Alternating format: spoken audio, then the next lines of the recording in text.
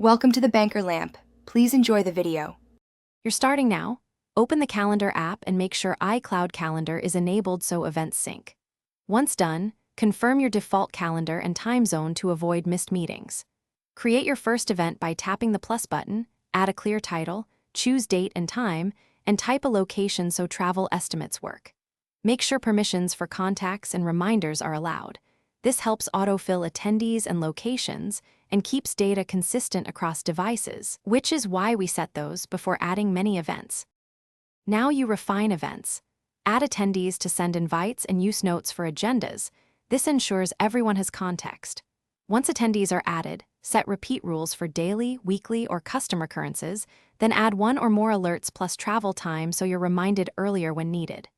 Use colors to visually separate work, personal, and other calendars. This speeds scanning.